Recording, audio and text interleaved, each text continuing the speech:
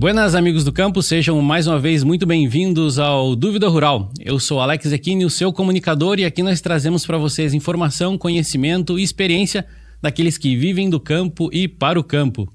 E no episódio de hoje do Dúvida Rural nós vamos falar sobre energias alternativas, energia limpa. E se esse assunto é do seu interesse, fique aqui com a gente. Este é o Dúvida Rural, o seu canal de respostas do meio rural.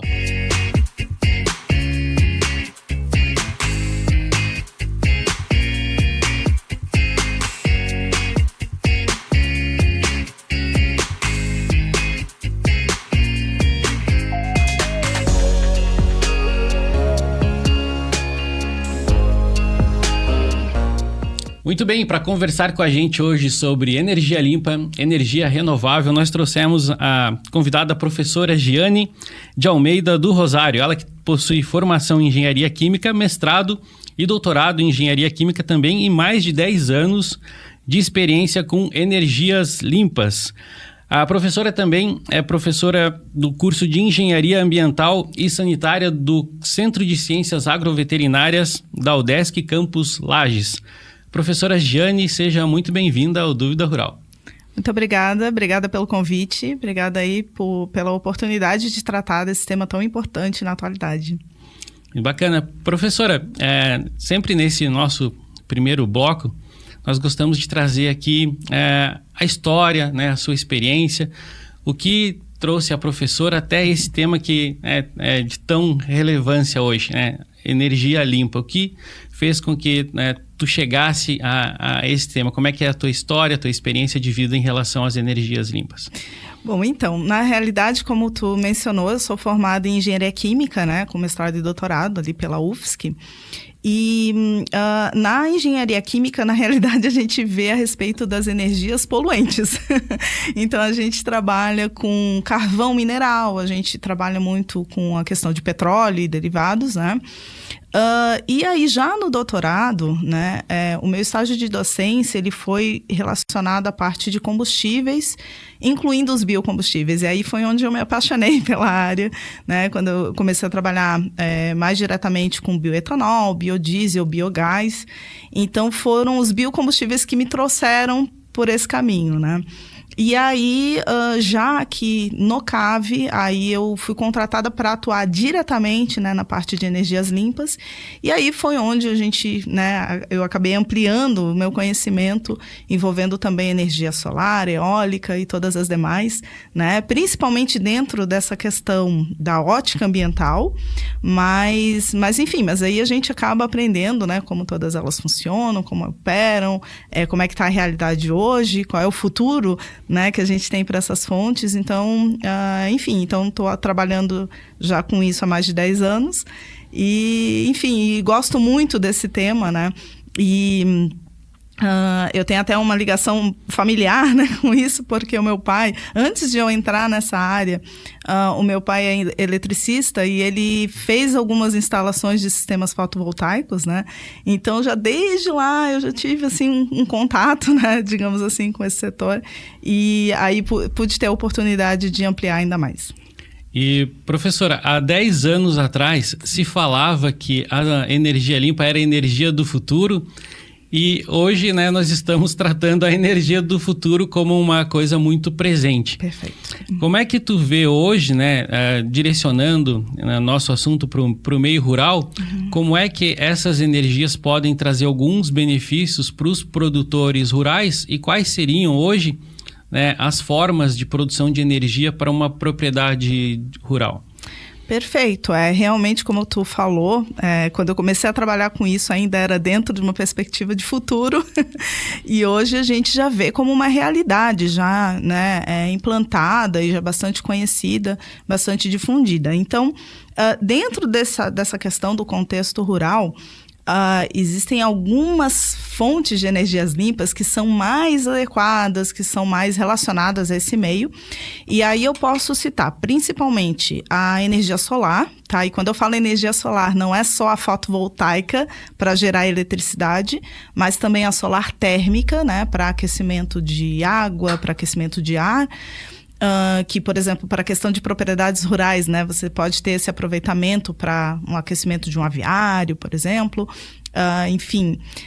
Temos também a questão da energia proveniente do biogás. Eu acho que também é bem relacionada ao contexto rural, porque o biogás ele é um biocombustível que é gerado a partir de resíduos orgânicos, né, que são muito a realidade de várias propriedades rurais. Então, dejeto animal, resíduos, por exemplo, cascas de alimento, né, resíduos de colheita, e que podem, né, ter essa produção de biogás a partir desses.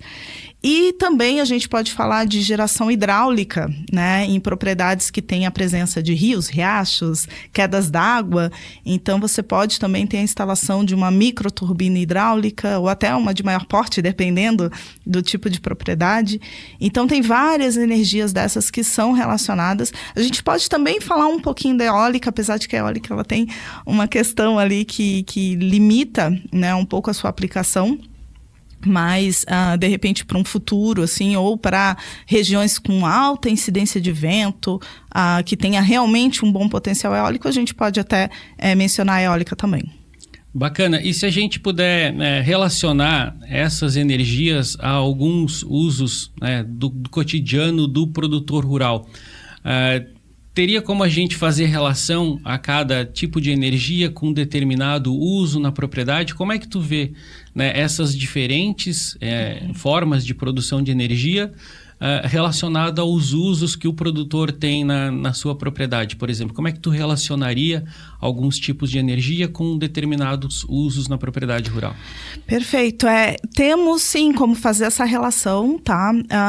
Bom, a primeira forma de energia que é comum não só em propriedades rurais, mas também urbanas, né, é a questão da eletricidade, né? Então, várias dessas fontes que eu mencionei, elas servem para gerar eletricidade e principalmente voltadas para abatimento da conta de energia, tá? Então, por exemplo, a energia solar fotovoltaica, né, instalação de painéis e módulos fotovoltaicos, eles têm essa principal finalidade, né, de gerar energia elétrica, por exemplo, para abastecer não só a propriedade, mas também a residência, para abastecer, de repente, um sistema de bombeamento, um sistema, por exemplo, de cerca elétrica, enfim. Com relação, por exemplo, às geradoras hidráulicas, o princípio é o mesmo, né? Só muda o recurso. Então, ao invés do sol, a gente tem o recurso hídrico também para geração de eletricidade. A eólica, mesma coisa. Vai variar um pouquinho, por exemplo, se a geração for a partir de biogás, porque o biogás, ele, por gerar um biocombustível, aí ele te dá mais possibilidades, né, do que você fazer com ele. Então, por exemplo, você pode pegar esse biogás, purificar e vender como combustível veicular, por exemplo, como gás natural. Você pode pegar esse biogás e queimar ele para gerar energia térmica, para gerar calor. E aí, por exemplo, efetuar o aquecimento de uma granja, por exemplo. Ou você pode queimar o biogás num gerador elétrico e você produzir eletricidade também, né? Então, são várias as possibilidades de acordo com o que você precisa e o que você tem, assim, de recurso mais disponível. E são, né, como tu falou, são várias alternativas, mas eu acho que dentre essas alternativas, a visão do produtor rural, né, do morador do interior, ela está muito atrelada à economia, né? Principalmente na economia na fatura de energia.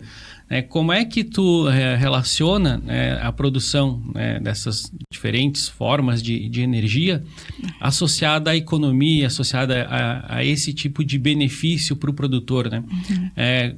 Não sei se tu poderia comentar com a gente quais são, né, os percentuais que o produtor pode economizar aderindo a esses diferentes tipos de produção de energia. Sim. Bom, com relação à geração de energia elétrica, né, que são os sistemas de microgeração, independente de ser por solar, fotovoltaica, eólica, hidráulica, né, esses sistemas, eles são voltados normalmente para, como eu falei, abatimento da fatura de energia. Então, se você tem um sistema on-grid, que é o sistema que está conectado na rede da concessionária, né? Então, basicamente, você vai gerar energia, vai mandar para a rede, e aí a tua fatura de energia, ela vai ser o balanço, né, do que você consumiu em relação ao que você produziu, né? E aí você vai ter, então, uma fatura proporcional, né? Onde muitas vezes você consegue produzir mais do que você consome. E aí, nesse caso, você paga só a fatura mínima, né, da energia. Você também tem a possibilidade de utilizar ele como crédito, né? Esse excedente, né? Como crédito no futuro. Tem até 5 anos para utilizar. Então, num caso de aumentar a demanda de energia, por exemplo. Então, o que se observa, principalmente na solar fotovoltaica, que é a mais, né? Que acaba sendo mais aplicada na prática, é que muitas propriedades rurais e não rurais, né, que adotam esse tipo de sistema, elas conseguem obter redução da conta de energia que varia de 50%, podendo chegar até mais de 80%.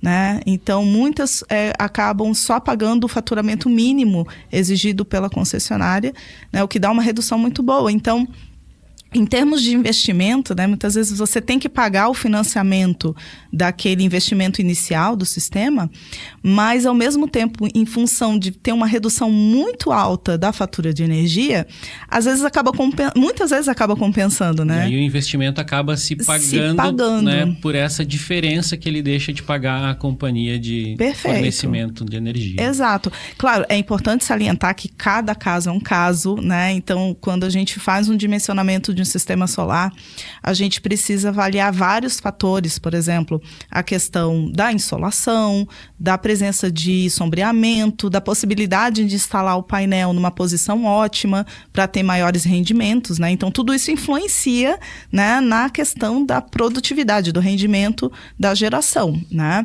Então, cada caso precisa ser avaliado individualmente, por isso que tem essa variação muito grande, né? Então, tem sistemas que você consegue reduzir, né, metade, digamos assim, do gasto da conta de energia.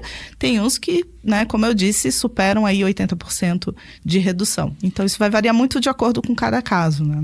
E é muito comum que a gente veja, né, a implantação de sistemas fotovoltaicos, né, para redução, né, do que se paga na fatura. Perfeito. Mas existem outros sistemas que podem ser utilizados e não comumente falados, né? A gente ouve muito pouco sobre energia eólica, sobre energia hidráulica, que também podem ser utilizados, né, para a produção de energia. Gostaria que tu pudesse comentar um pouco sobre esses sistemas para a produção de energia e se tem algum dado que o produtor pode também se basear, como no caso da energia fotovoltaica, para redução, né, do valor da fatura. Esses sistemas, assim, a solar fotovoltaica realmente está, né, não só em um crescimento muito grande, né, como ela já está muito implementada e desperta muito interesse, mas sim, existem essas outras formas, né? A eólica, ela hoje, a eólica de baixo e médio porte, ela tem um problema porque ela precisaria, assim, de um nível de potencial eólico muito alto para poder compensar. Constantes. Exato, e muito intensos. Intensos e constantes. Exato. Então, não é qualquer lugar que se pode pensar que, bom, eu consigo instalar aqui um equipamento de captação. Infelizmente, não. E assim, normalmente você tem uma questão relacionada ao porte, né? Então, a eólica de grande porte, ela se paga, digamos assim. Já as de médio e pequeno porte, que já seriam mais associadas à questão rural, elas acabam muitas vezes não tendo uma produção que seja competitiva com a solar fotovoltaica. Por isso que elas acabam ficando de segundo plano. Poderiam funcionar como um apoio. Como um apoio, né? E eu acho que, assim, a eólica, por exemplo, eu penso que num futuro próximo ela tende a ganhar mais espaço, ganhar mais mercado, com a melhoria de algumas tecnologias e o advento de algumas tecnologias aí que estão surgindo, como, por exemplo, os aerogeradores de eixo vertical. Porque o aerogerador, aquele clássico, né, que todo mundo, né, tem em mente, né, que é aquele bem alto, com as 3 pás, que são os modelos de eixo horizontal, eles são muito suscetíveis a problemas devido à turbulência, a ventos turbulentos. E as de baixo e médio porte, os ventos são mais... O regime de ventos é mais turbulento, e isso acaba gerando mais problema, até de ruído, por exemplo, com relação ao aerogerador. Então, eu acho que para esses sistemas de menor porte, o futuro ele é dos aerogeradores de eixo vertical. Então, acho que o momento em que eles forem implementados, eu acho que daí a eólica de menor porte vai começar a ganhar mais espaço.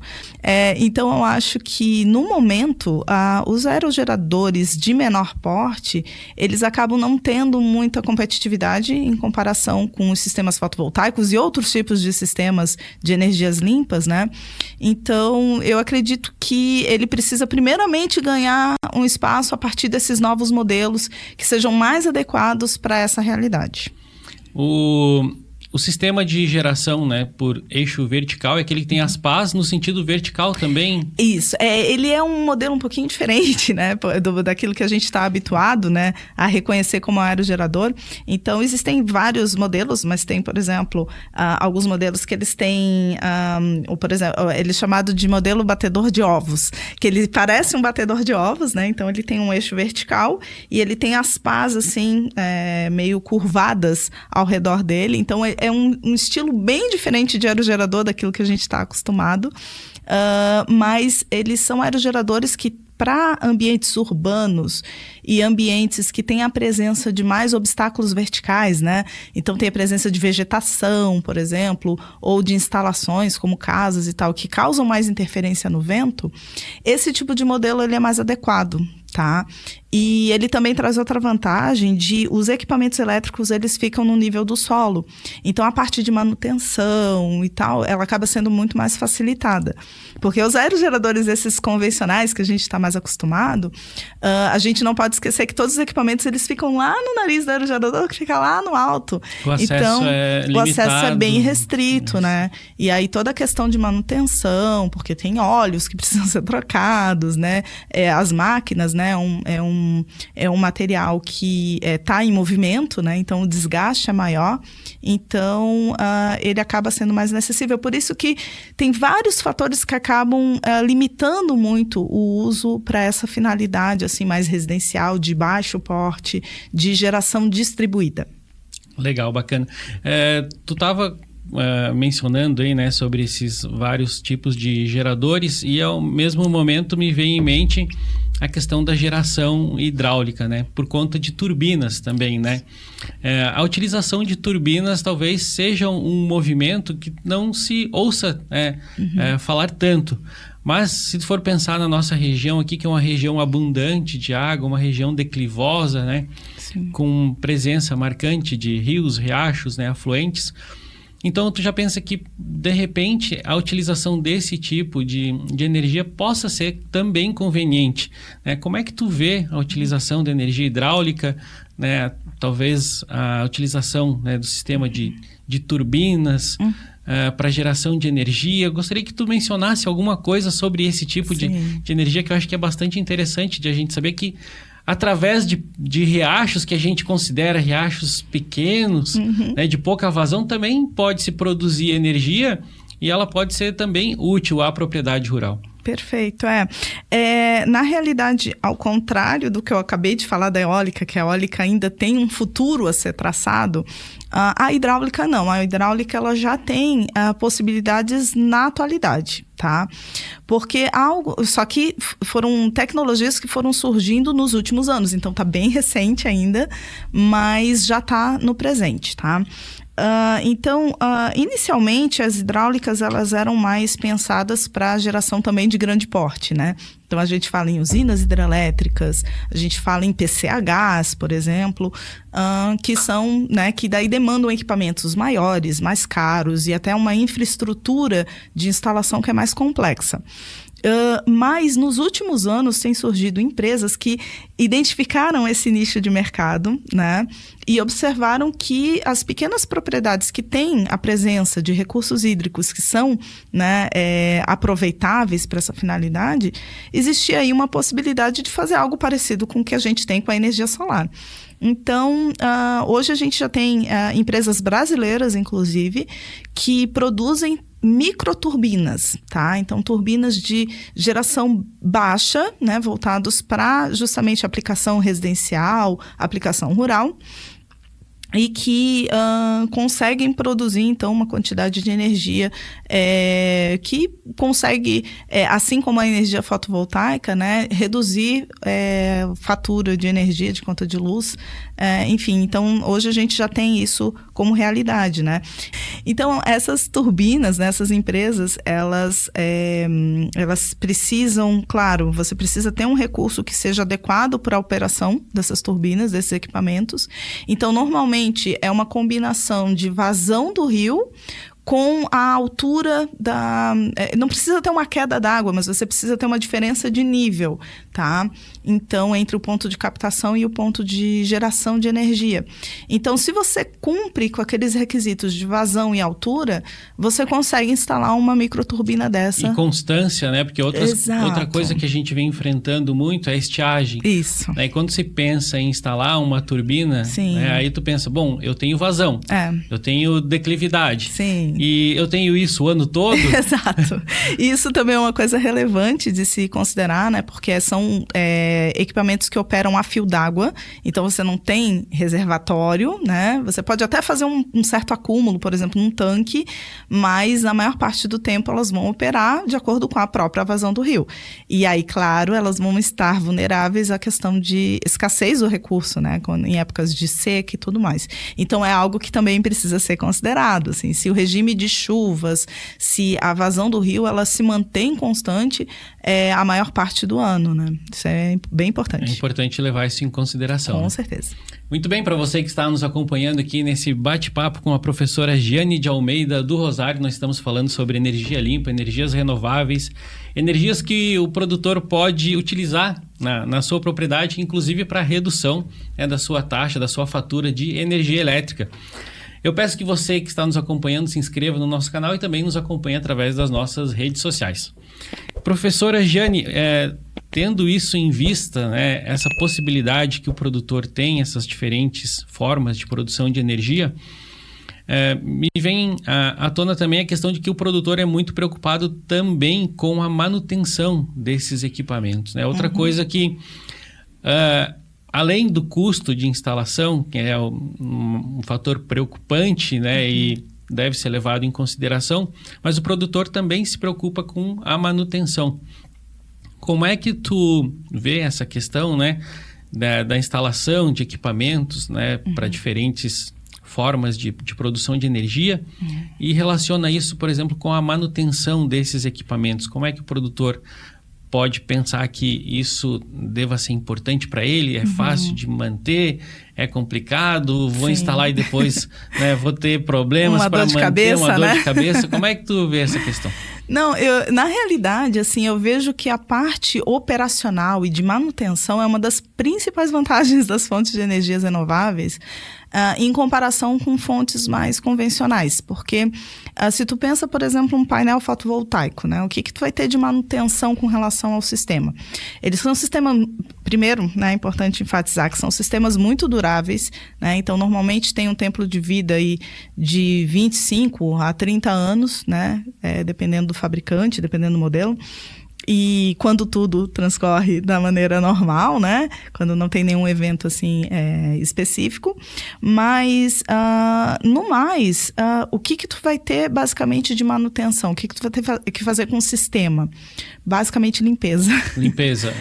É um sistema que exige uma limpeza com certa frequência, porque à medida que alguma sujeira vai se depositando, vai diminuindo a eficiência do painel. Perfeito. Porque assim, o que acontece, né? Para ter o efeito fotovoltaico, tu precisa que a luz solar ela penetre dentro do sistema, né? Dentro ali das células fotovoltaicas. Então, qualquer coisa que se deposite nesse meio do caminho, ela vai interferir negativamente, ela vai impedir a passagem da luz. Então, basicamente, você precisa ter, então, essa limpeza, né? E claro que essa limpeza, ela vai depender muito da forma como o sistema foi instalado, E também vai depender muito das características do local. Então, por exemplo, os painéis, eles normalmente são instalados de forma inclinada, né? E isso, além de ajudar na própria captação da energia solar, isso também ajuda na limpeza pela própria água da chuva, que a água da chuva ela acaba fazendo essa limpeza de forma natural. Mas, às vezes, em terrenos, por exemplo, terrenos rurais, que você tem, por exemplo, próximos de estrada de chão, onde você tem muito material particulado, né, muita poeira no ambiente, aí você tende a ter uma necessidade maior de efetuar essa limpeza de maneira mais periódica.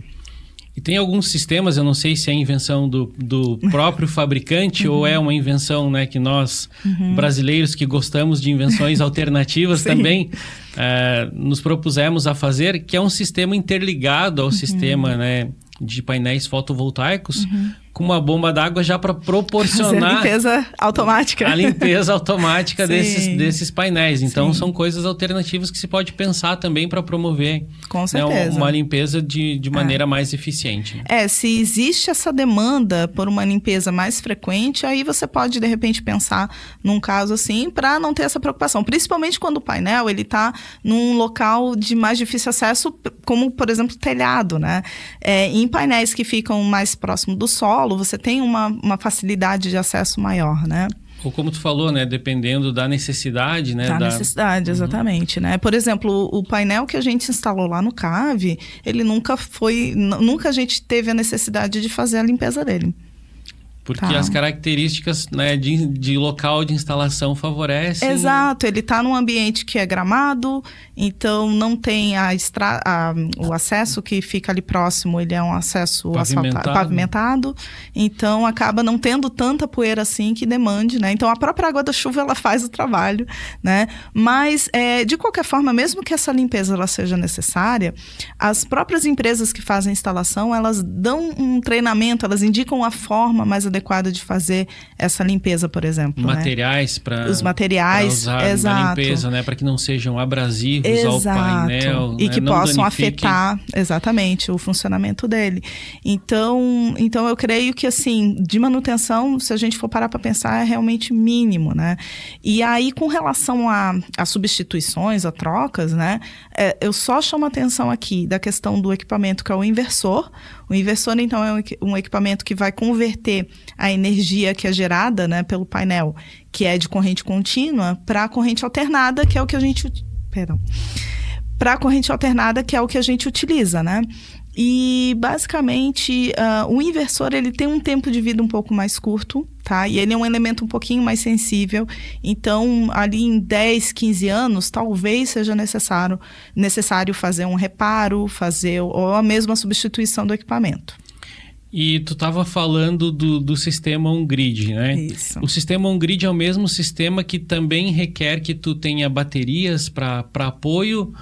E como o off-grid. O off-grid é o que requer que tu tenha baterias, né? Porque tu não está injetando direto na rede. Exato. Tá, no caso desse sistema, então, e no caso de uso de baterias, né? Como é que funciona a manutenção para...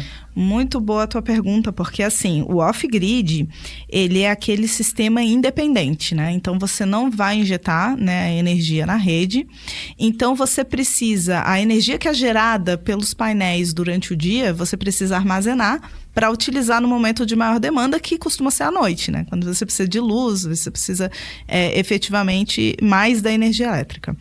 E esse sistema de acúmulo de energia, de armazenamento, é feito por um banco de baterias, tá? Essas baterias podem ser de chumbo ácido, pode ser de lítio, né? Existem várias tecnologias no mercado, mas basicamente, quando você requer um sistema off-grid, a questão das baterias, aumenta a complexidade. Então, primeiro, aumenta o custo, né? Um banco de baterias não é barato, tá? Então, você vai ter um nível de investimento maior. E tem a questão também do tempo de vida. O tempo de vida das baterias é bem menor, então provavelmente você vai requerer assim uma troca dos equipamentos num tempo aí mais curto. Então isso é uma coisa que também precisa ser avaliada, se vale a pena esse investimento maior, né, para instalar um sistema off-grid. No caso do sistema off-grid, a grande vantagem é a autonomia, né? Você não depende de rede elétrica, de modo que a tua energia é gerada ali diretamente pelo que é produzido pelo painel. E isso traz mais segurança energética, principalmente em locais que são muito vulneráveis. Quando você está num local onde tem muita ocorrência de blackout, ou quando a rede elétrica ela é muito instável. Então, né, quem trabalha no meio rural sabe que tem alguns sistemas que dependem de energia elétrica o tempo inteiro, não pode ter falha.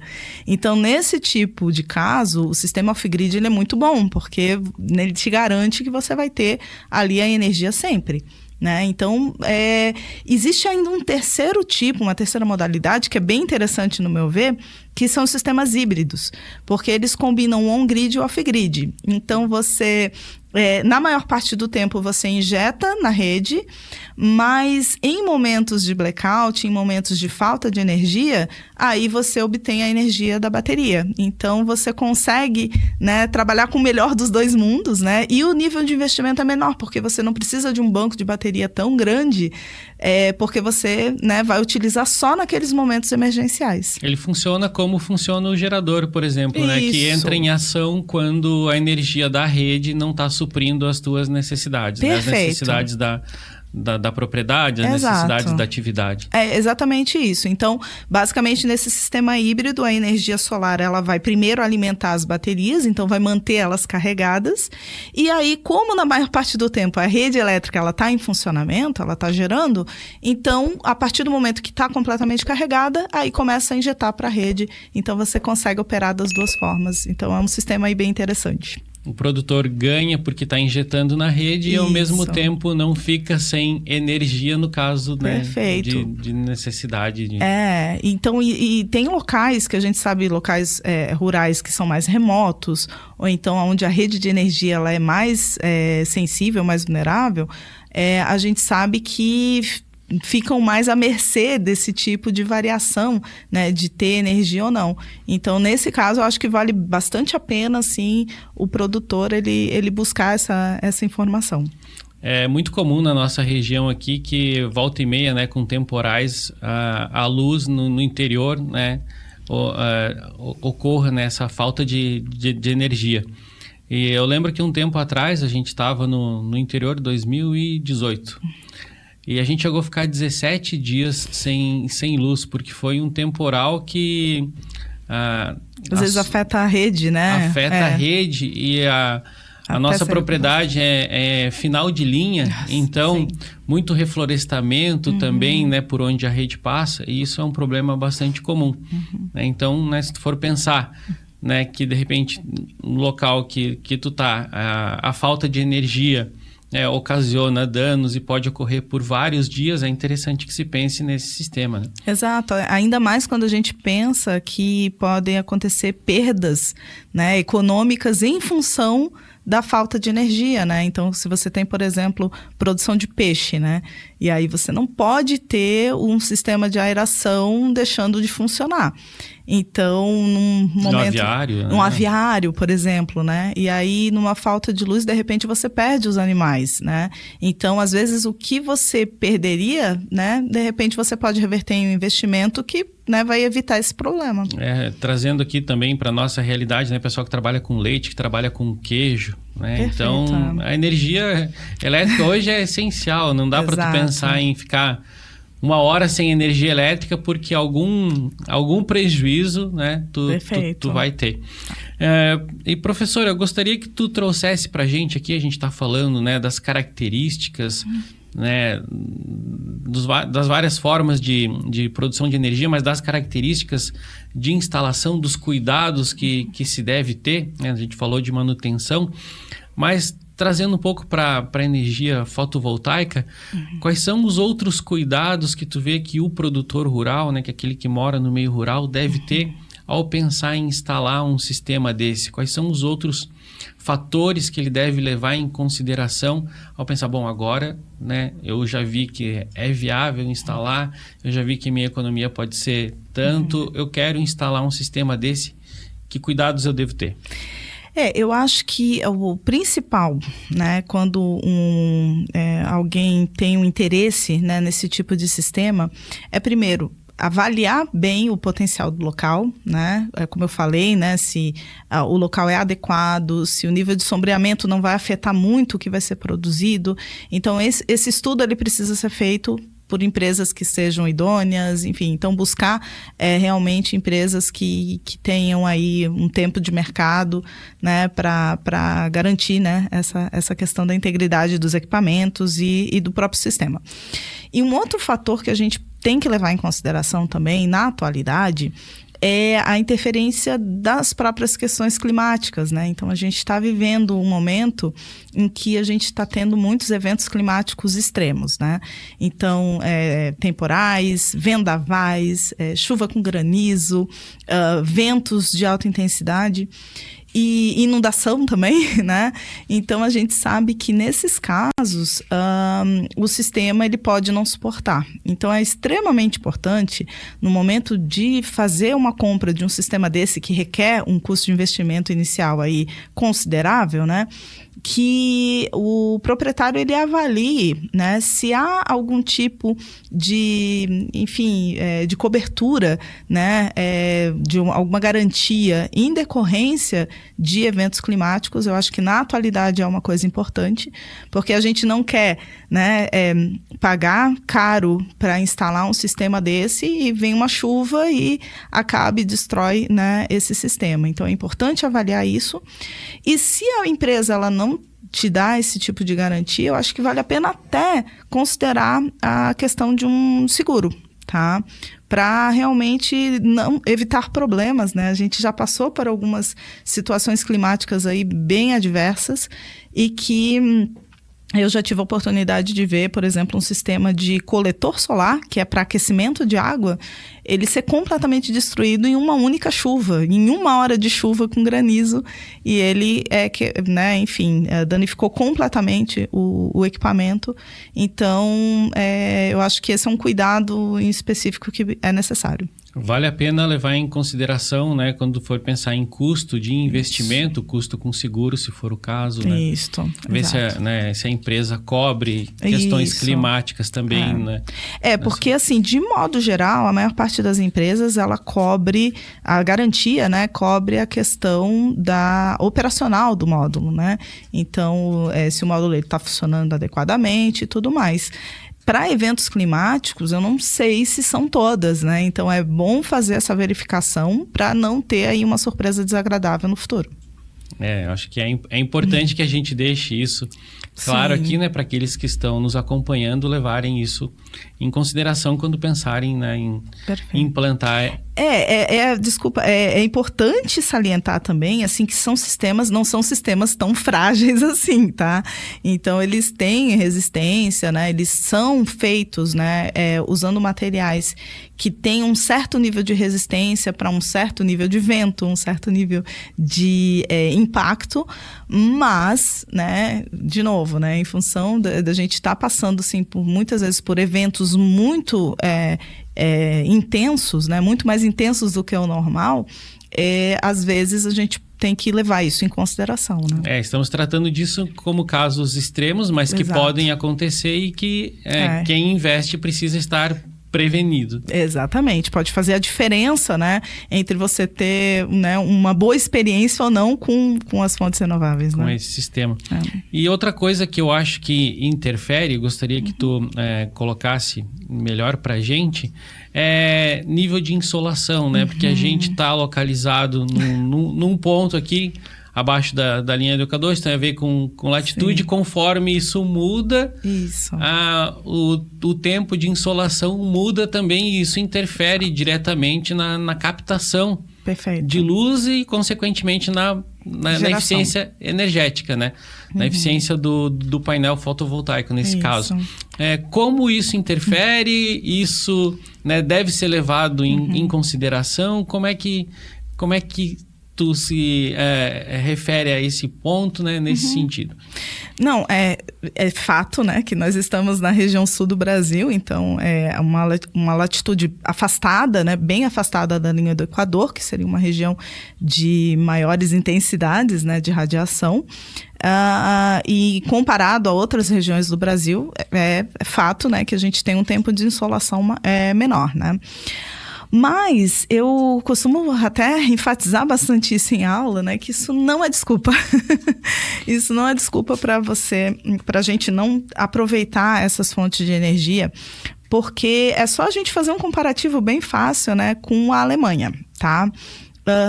Aqui no Brasil, no sul do Brasil, especificada, né, de forma específica aqui para a nossa região, a gente tem uma insolação média anual que varia em torno de 4 a 5 kWh por metro quadrado dia, tá?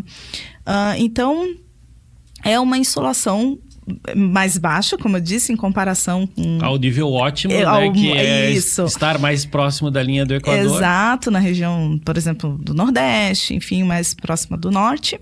Mas, ao mesmo tempo, se a gente comparar com o melhor local de insolação da Alemanha, a gente está num nível superior, tá? Então, na Alemanha, por exemplo, o nível de insolação lá varia de 2,5 a 3,5. Né? Aqui, a nossa insolação costuma ser acima de 4, tá? Claro que isso varia de acordo com a estação do ano e tal, tem várias relações, mas, de fato, a nossa insolação média aqui é superior à de lá. E a Alemanha, por que eu gosto de usar a Alemanha como exemplo, né? A Alemanha é um dos países que mais investiu em energia solar, né? Não só a fabricação de módulos, mas também investimento de aplicação mesmo, de instalações, de subsídios, né, do governo para instalação para a área rural, para a área urbana. Então, eu acho que, como eu disse, isso aqui para o Brasil não tem desculpa. A gente está numa situação de insolação que pode não ser a melhor do Brasil, mas ainda assim é boa o suficiente para a geração de energia solar, sem dúvida. É favorável, né? É favorável. Tendo em vista que tem gente com muito menos tempo de sol e está investindo, né? Aqui em Lages a gente tem uma média anual em torno de 4,5 horas de sol pleno, tá? E então, em termos de dimensionamento, é uma quantidade aí boa o suficiente, tá? Para sistemas fotovoltaicos, sem dúvida. Será que a diferença, né, que a Alemanha tem para a nossa realidade, né? Talvez não tenha alguma relação com os subsídios, como tu falou. Será que... Como é que é isso, né? A gente tem por onde buscar financiamento, recurso, tem política pública para isso? Sim. O que nos faz hoje diferentes da Alemanha, né? Claro que além, né, das condições de desenvolvimento de forma geral, mas especificamente para as questões né, de produção de energia limpa, né, quais são hoje os subsídios que a gente pode, né, ter acesso para que a gente possa pensar num sistema como Eu acho que o diferencial da Alemanha é que eles começaram antes. Eles já fizeram esse nível de investimento ali 2000, sabe? Então, em períodos quando aqui no Brasil ainda estava muito incipiente, né? Esses investimentos, eles surgiram no Brasil, mas a partir ali de 2012, por exemplo, né? E hoje eles já são realidade. Hoje a gente já tem vários programas, né, de incentivos e vários incentivos fiscais também, que são adotados para esse setor. Então, eu acho que, enfim, eu estava comentando contigo antes, né, que o problema é que esse mercado ele é muito dinâmico, tá? E aí, de repente, o que eu vou falar, né, o que eu vou mencionar de políticas e, enfim, alguns incentivos que existem hoje, talvez no final do ano já não existam mais, ou já tenham mudado, sabe? Então, isso é uma coisa que quem tem interesse tem que realmente buscar a informação no momento, né, em que for necessário, porque é algo que muda bastante, tá? Muda bastante, muda muito rápido e muda em várias categorias também, né? Várias categorias de uso, né, energético.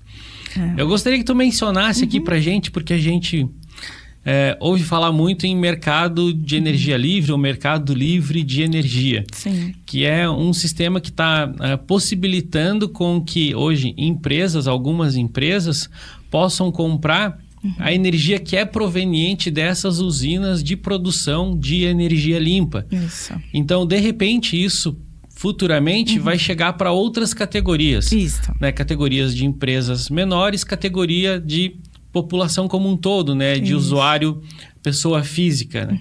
Então, eu gostaria que tu falasse um pouco para a gente dessas inovações, dessas, né, perspectivas disso que está chegando por aí, e que de repente, por um futuro, já adiantando aqui a possibilidade, né, de que isso, né, possa chegar para o produtor rural futuramente. Como é que tu vê isso, né, para aqueles que estão hoje no meio rural, o acesso a essas novas tecnologias, essas novas opções, né, de compra de energia, ou poder optar de poder dizer, não, eu quero comprar energia de tal lugar. Como é que tu vê isso para o futuro? Isso é uma coisa que, como eu disse, está passando por algumas modificações, né? Eu vejo que possivelmente para o futuro isso se amplie um pouco mais e passe a atender um pouco mais esse setor, né? O setor rural.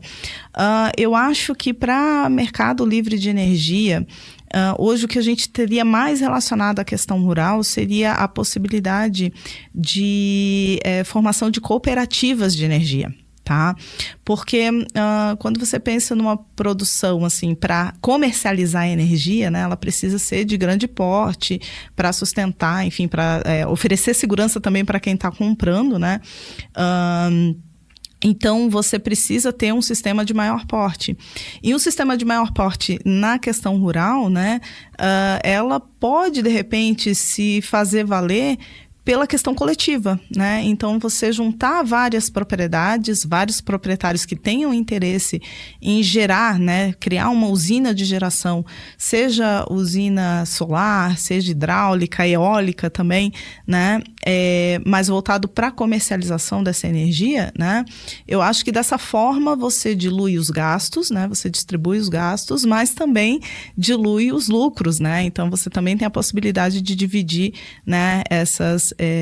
Esses ganhos que você tem, né? Diferente do modelo atual, que é o mais comum, que é de você simplesmente ter uma economia de gasto, você passa a ter efetivamente um retorno financeiro com isso, né?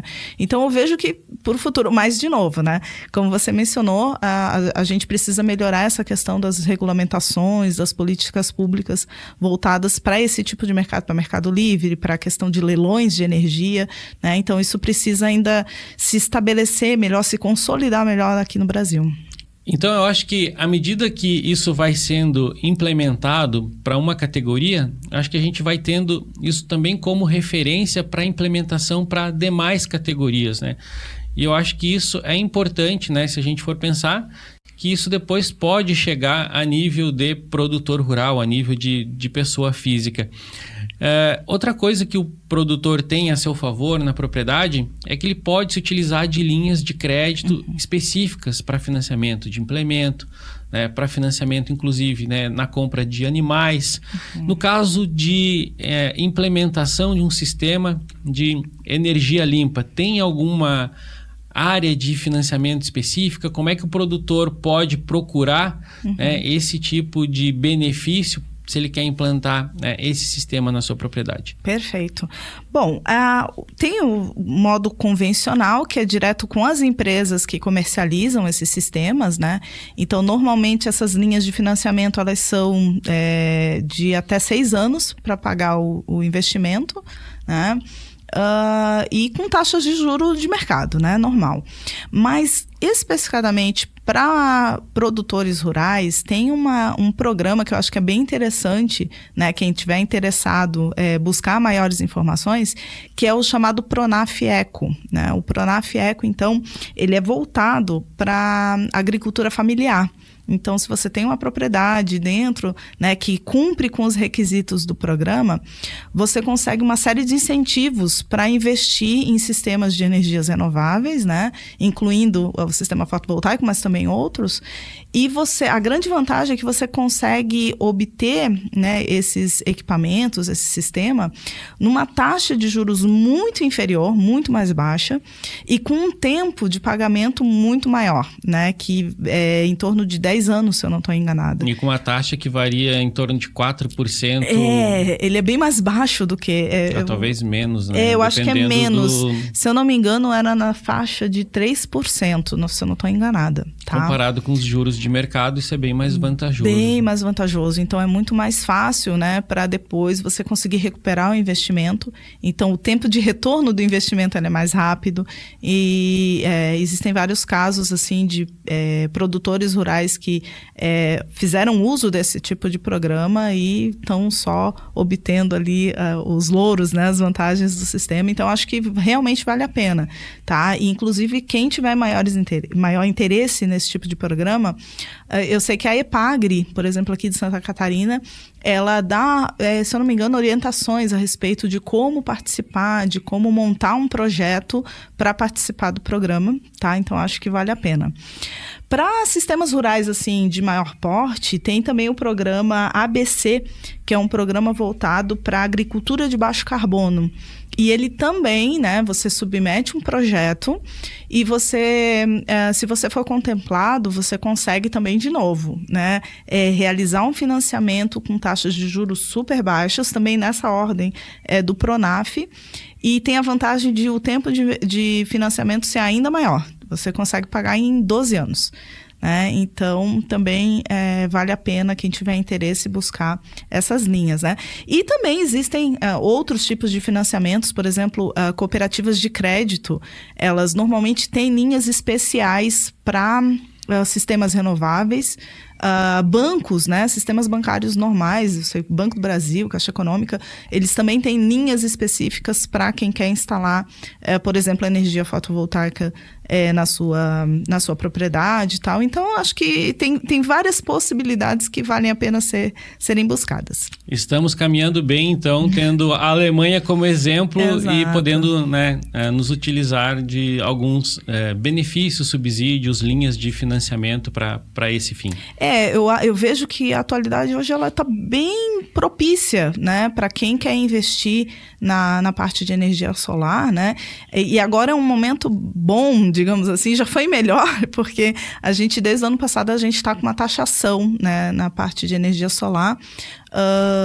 Só que é uma taxação que agora ainda está em níveis baixos, né, mas que tendem a aumentar. Então, tem um programa, né, de crescimento dessas taxas que vai chegar à totalidade em 2029.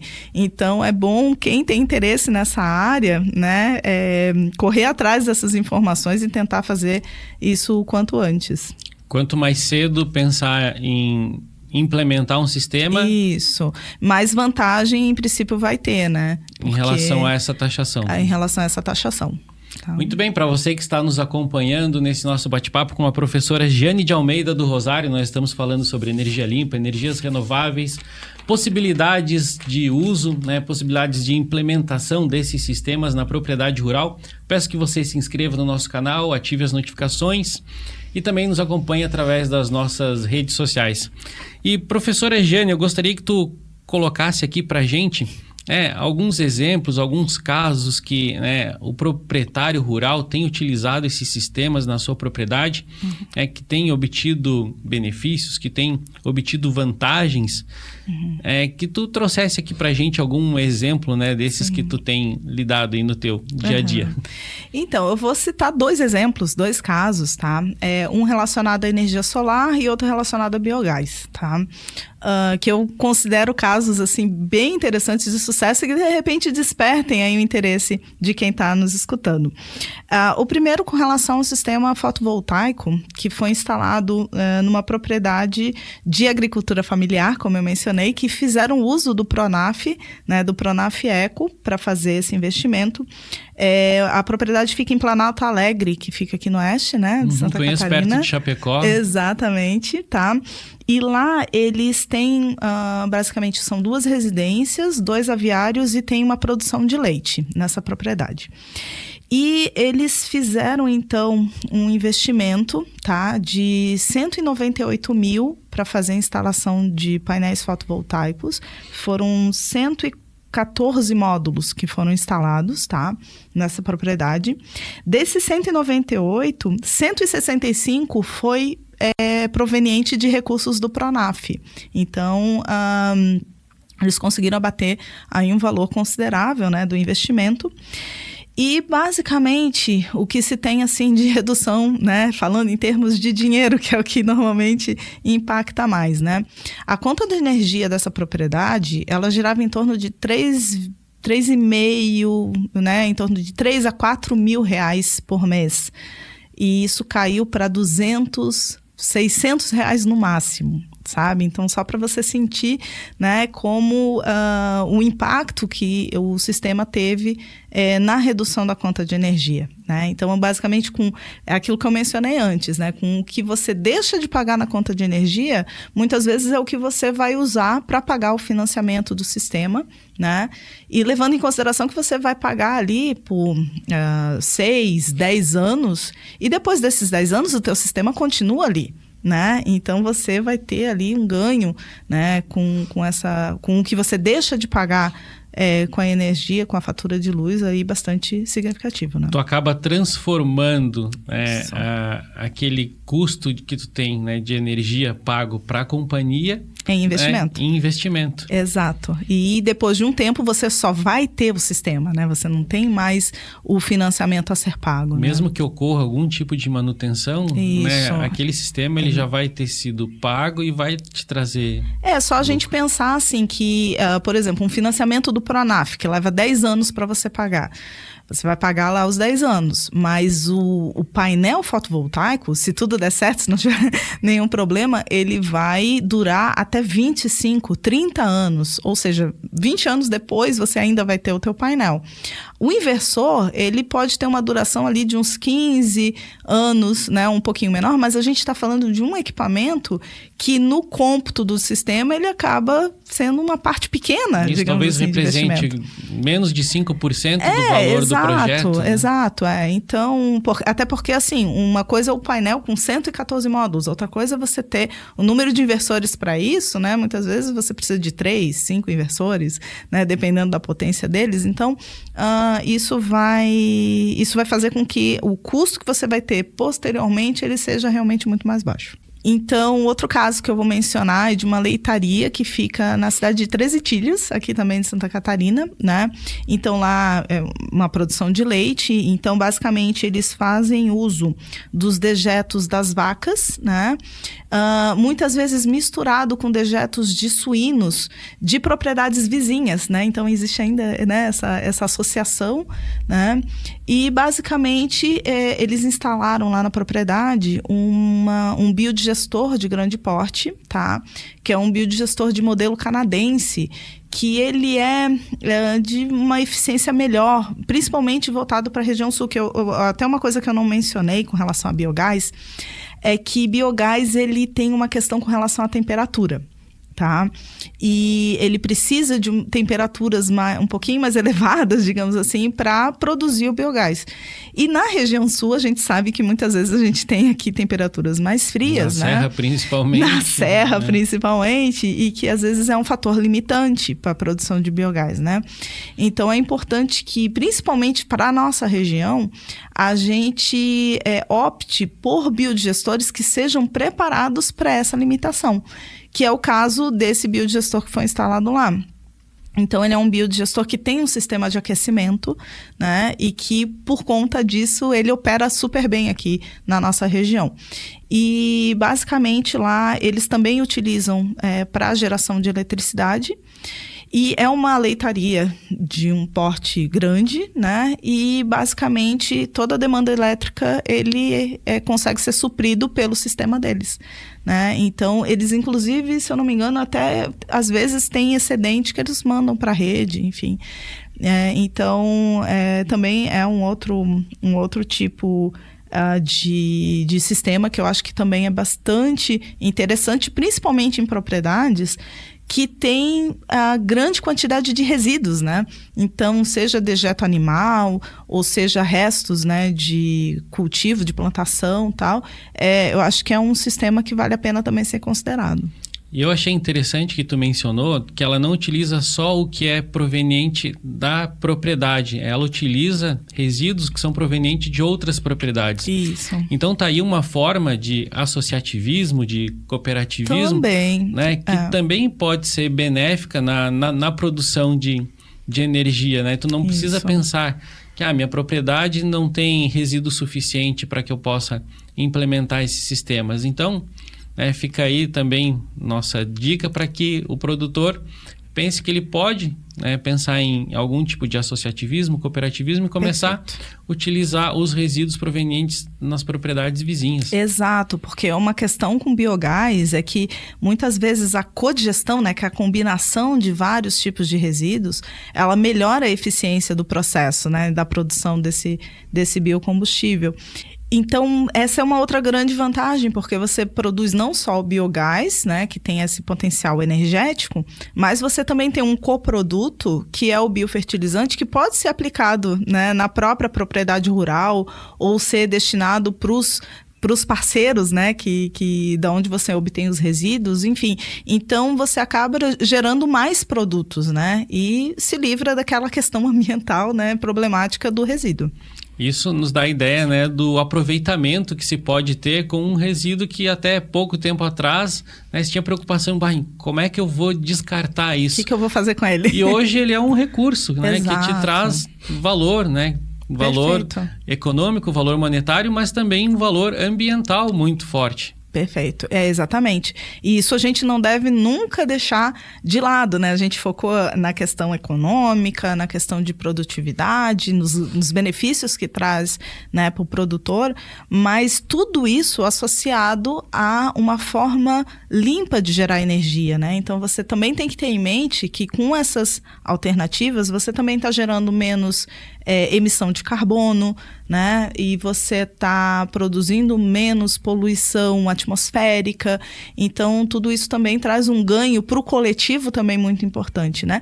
E sem contar também que se a gente pensar já numa questão de mercado, quando você tem essas formas mais verdes de gerar energia, isso também pode representar, de repente, no futuro, a obtenção de uma certificação ambiental, ou então você abrir espaço para um mercado internacional que hoje valoriza cada vez mais essa questão da preocupação ambiental dentro dos sistemas. Então, isso também, esse marketing verde, ele, nesse caso, ele tem que ser realmente utilizado e explorado. Eu acredito muito nisso, né? Foi bom tu entrar nesse assunto, porque eu sou extremamente favorável à questão de pagamento por serviços ambientais.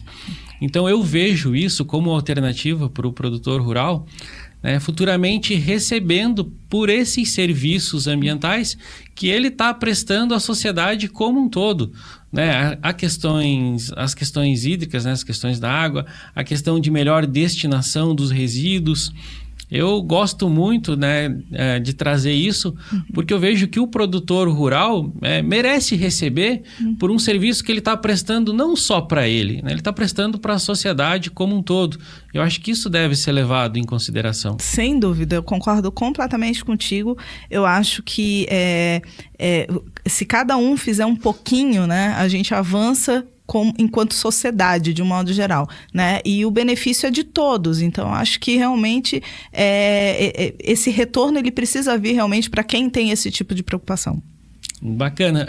Professora, já entrando aqui no nosso último bloco, né? O nosso papo está extremamente interessante, mas eu gostaria que tu deixasse para a gente aqui as tuas considerações finais, né? A tua palavra de incentivo para aqueles que pensam em implementar um sistema de energia limpa, né?